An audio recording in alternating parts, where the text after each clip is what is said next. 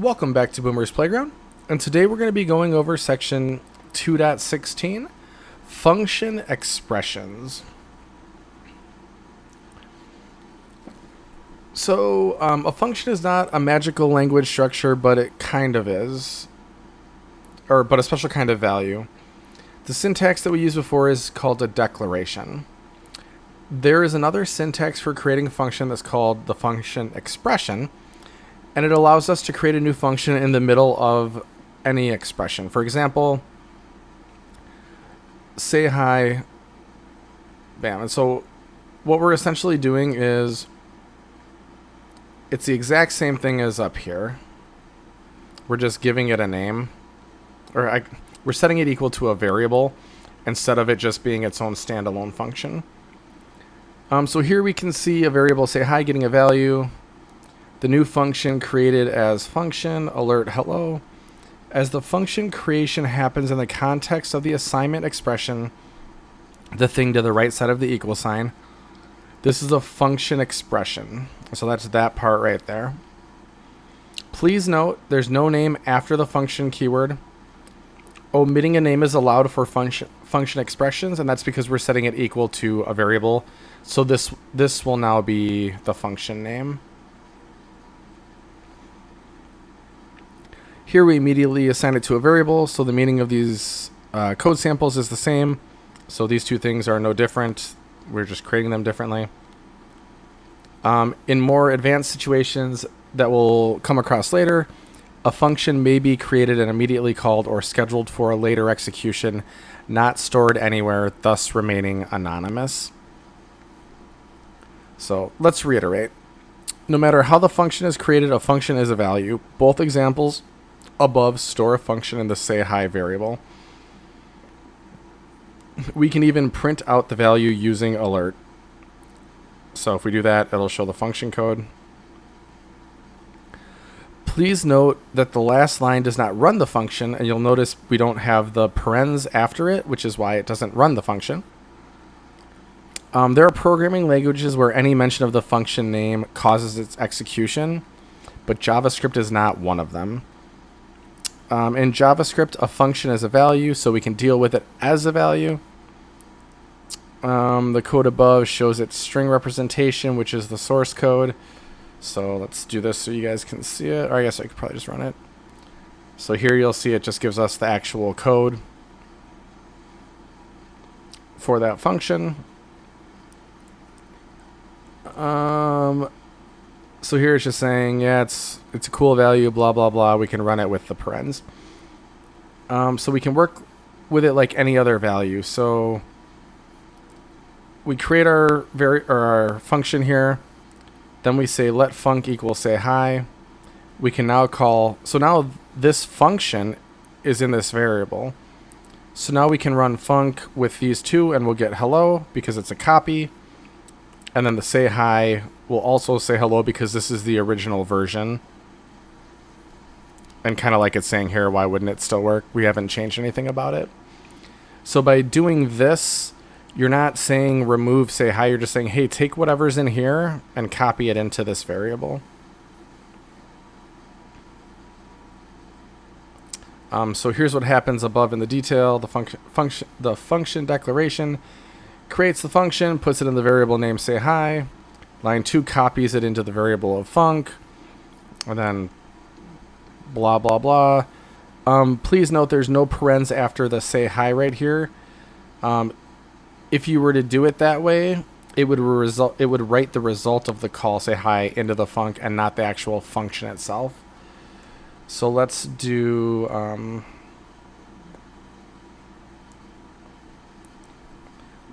that and see what she looks like.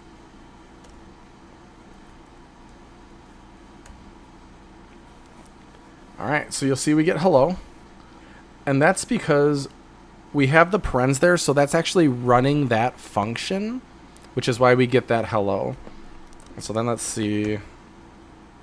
Okay, yeah, and so because we actually ran the function, we didn't copy the function in there, that breaks, so. Yeah, so if you're going to copy a function into a variable, which you won't do this a whole lot, just always make sure to omit the parens like they did here.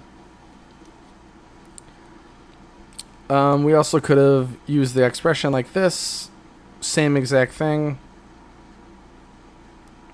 Why is there semicolon at the end?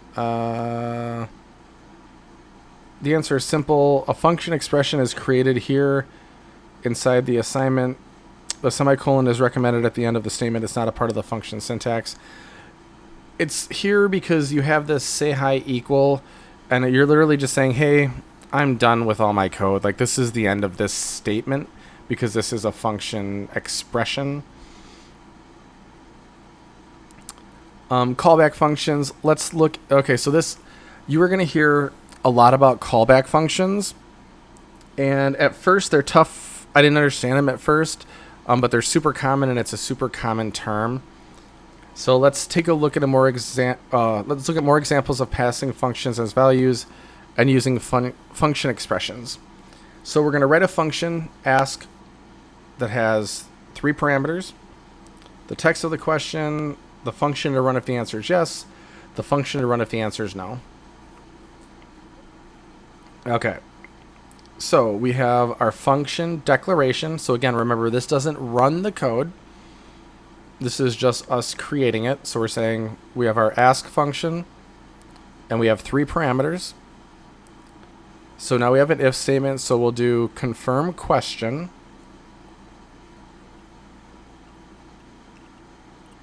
So here we're just saying if this confirm question gives us a truthy value, we're going to run whatever the yes function is that gets passed in, and you can tell it's that because of the parens. Else we'll run the no function, and again you can tell that because of the parens as well.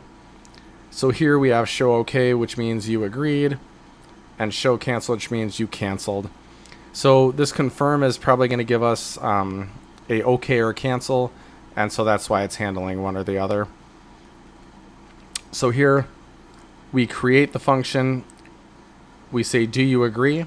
Which that's going to be this first one. So it's going to confirm with that text.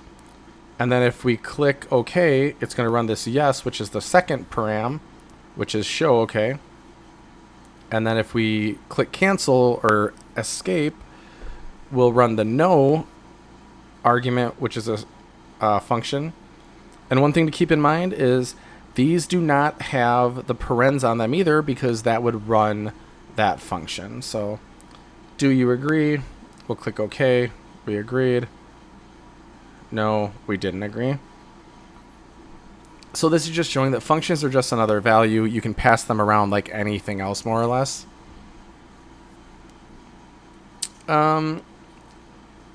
And so these are called callback functions. So a callback function is just a function called by another function, hence callback function. Okay, so in practice, functions are quite useful. The major difference between a real-life ask and the example above is real-life functions use more complex ways to interact with the user than just a simple confirm. Kind of like I expressed in one of the other videos. You won't use alert or confirm or prompt very much. You will be grabbing data from a page, like inputs and text type things. The argument show, can, show, cancel are called callback functions or just callbacks. The idea is that we pass a function and expect it to be called back later if necessary, hence the name. Here, right, we're just passing in a function that we're creating. It's just showing you could do that. This is another one of those. Can you do it? Yes. Should you do it? No. Here, functions are declared right inside the ask call. Like I said, you can, but don't. Function is a value representing an action, like the previous one. It should be doing something. Name it appropriately. Let's formulate the key differences between the two. So first, the syntax is different. Declaration is just function, the name of the function, then the code. The expression is let, or you'd probably use const, but whatever. letter const, the name of the function, and then the function code. The more subtle difference is when JavaScript is created by the JavaScript engine. A function expression is created when the execution reaches it and is usable only from that moment. So once the execution flow passes to the right side of the assignment, so that's this part, the function is created and can be used from that point moving forward. So if we had this, and so let's say we wanted to do, so we have that variable and we know it's there. And so let's do sum13. That's not going to work because the code hasn't gotten to this yet. JavaScript runs top to bottom. So in this example, we have to call sum after JavaScript gets to this expression, and then it'll work fine. Although the function declaration can be called earlier because it gets hoisted.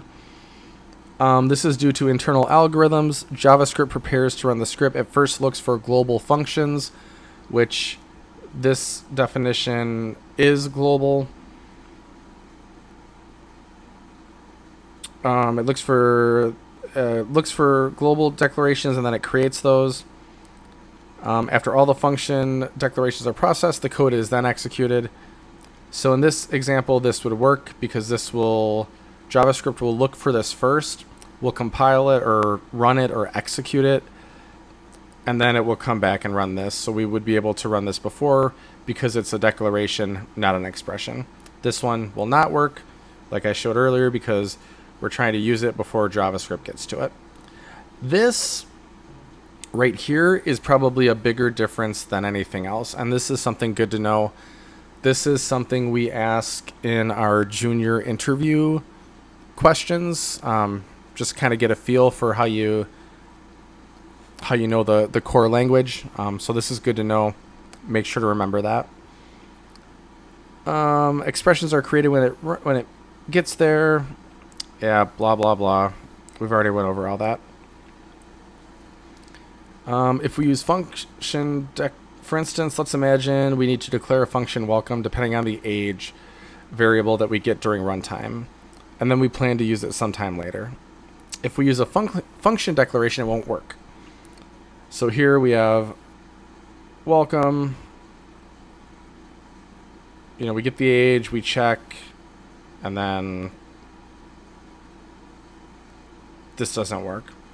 That's because the declaration is only visible inside the code block in which it resides. So anytime you have these open and closing brackets, this is a code block.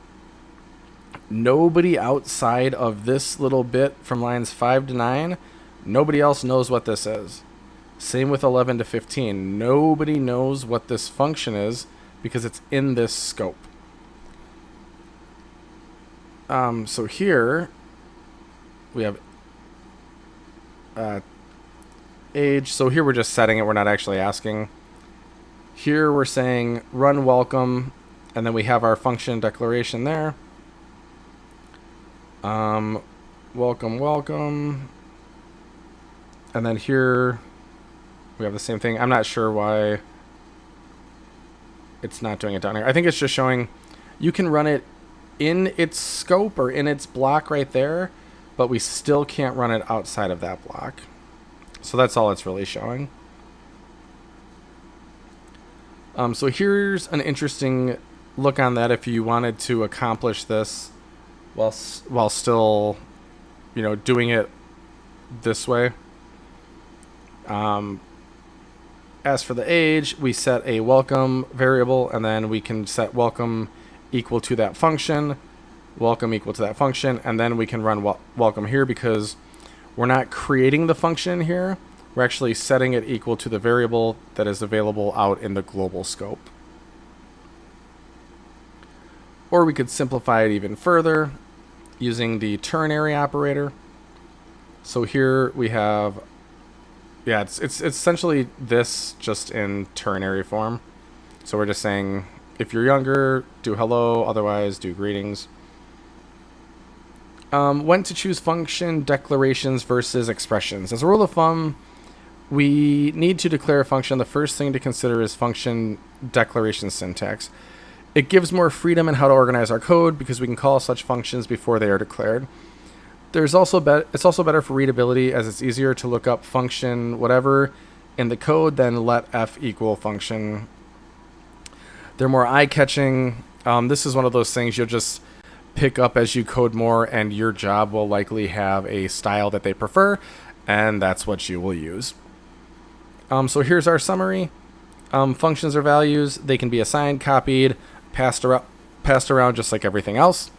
If the function is declared as a separate statement in the main code flow, that's called a function declaration.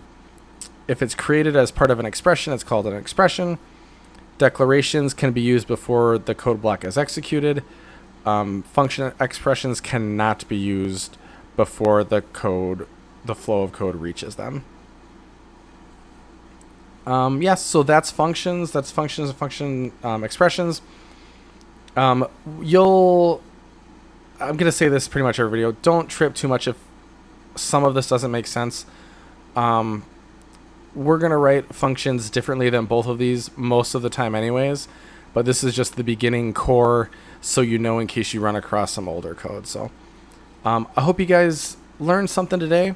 If you guys have any questions, comments, concerns, leave them in the comment section below. Link to the Discord server is in the description. Like, share, and subscribe, and we'll see you in the next one.